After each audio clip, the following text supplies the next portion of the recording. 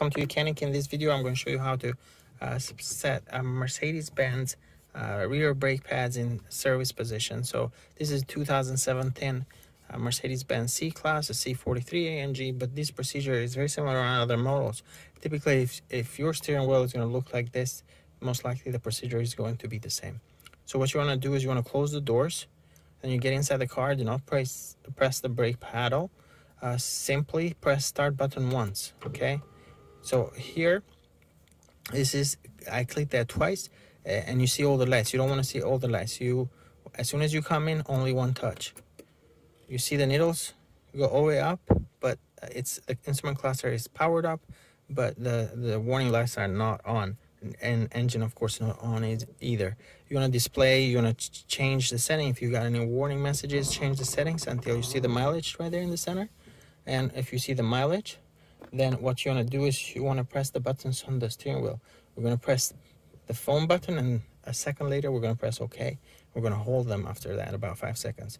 So phone, OK, and then I hold them.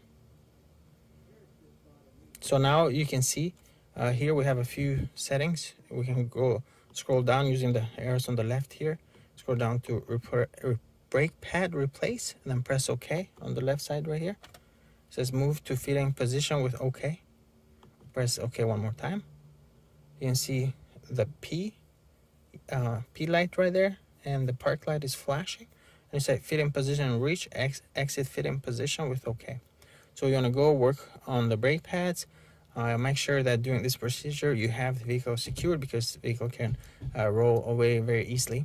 And once you're done, you'll be able to move the pistons and the brake calipers on the back. You can push them in so you can fit the new brake pads and make room for the new brake pads. Once you're done, you'll come back here and you press OK, and it's exiting fitting position,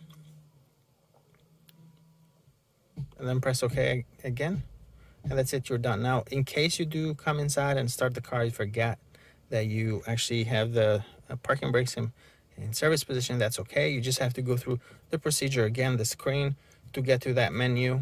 And then once you get to brake pad replace, you press OK, and it'll actually show you that the rear parking brake is in service position, and you can exit that mode. So it's pretty easy to exit that mode as well. But that's how you do it on a Mercedes. This is common procedure on other models as well. As I said earlier, if your steering wheel looks like this, the procedure most likely is going to be the same on other models as well.